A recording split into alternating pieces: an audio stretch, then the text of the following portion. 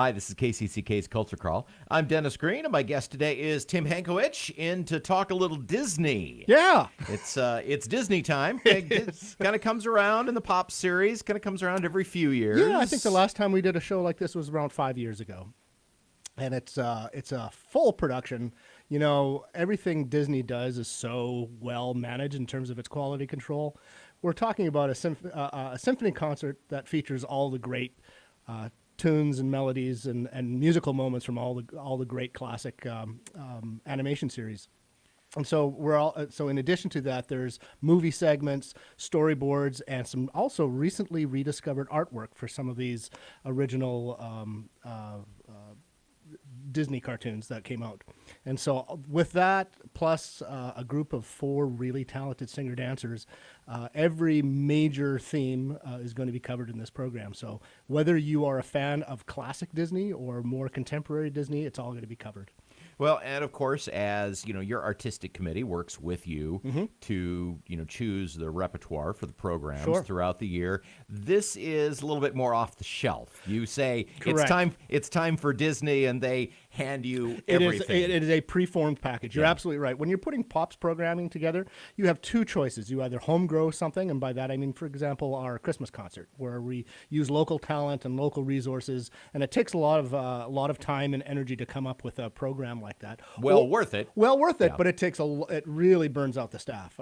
But the other way is to bring in a pre-packaged concert like this, because Disney won't let you do this on your own. No, they're a little picky. They're very picky, and they protect their brand. And so, for example, off the air, we were talking about one person who's coming along with the package who runs tech, all the video that's going to happen with this film.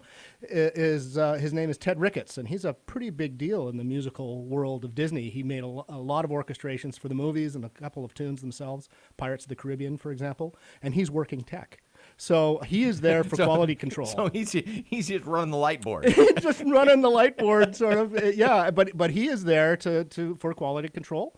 And it's also his retirement package. I talked to him about 5 years ago, and he says he just for fun, he goes around the world doing this concert. So it's kind of fun to be able to touch sort of a legend in the musical Disney world, and it's kind of ironic that he's just going to be working the board for us.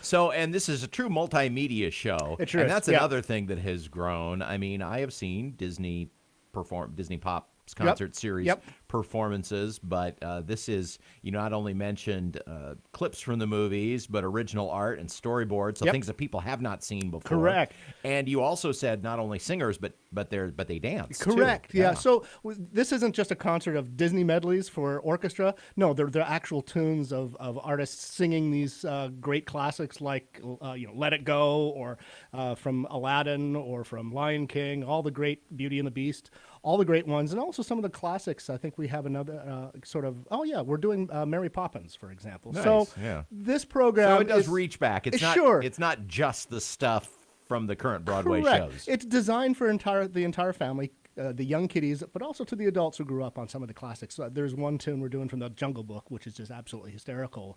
And you get to see the context in the film. So talk about the music just a little bit. I like everything else. I'm sure this is one looks easy, probably not quite so much. So I love doing these programs, but I have to tell you, as a conductor, it gives me a little bit of heartburn. It stresses me out just a little bit because there is some coordination with film.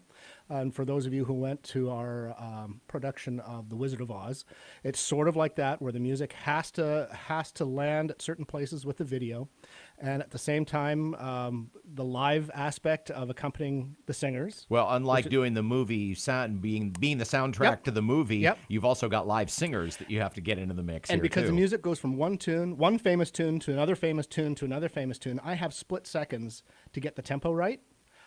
Even though I know what the tempos are, sometimes it's kind of a bit of a Hail Mary. And listen, if I'm a couple clicks too fast or too slow, everybody's going to know it, because these songs are so popular and so well known. And turning the orchestra on a dime like that, it really it's a workout for the conductor, for sure. Talking with Tim about An Evening with Disney, which is the next concert with Orchestra Iowa. 2 shows, yes? Yeah, we have a matinee performance on Saturday at 2:30, which is ideal for grandparents and their grandkids to come. And then we reprise that performance later that night at 7:30, and that's for, date night for adults to go out to maybe eat at Cobble Hill and come in for a great night of Disney. What's your earliest Disney memory, Tim? My early Disney memory, Bambi. I think. Okay. Yeah, I remember, oh God, you're now making me sound so old, Dennis. I remember walking down to the one theater that we had in my small town for 50 cents. Oh, ouch, I am so old. But yeah, Bambi for sure, and and Cinderella for sure. And it was really funny. After a while, I thought there was sort of a drought of Disney cartoons until Beauty and the Beast came out in the 80s. And then from then on, especially with the advent of 3D animation and Pixar, it just absolutely reignited and took off again. But I remember as a teenager sort of lamenting that there was this sort of dead space in the late 70s, early 80s of really nothing coming out of Disney in terms of its animation series.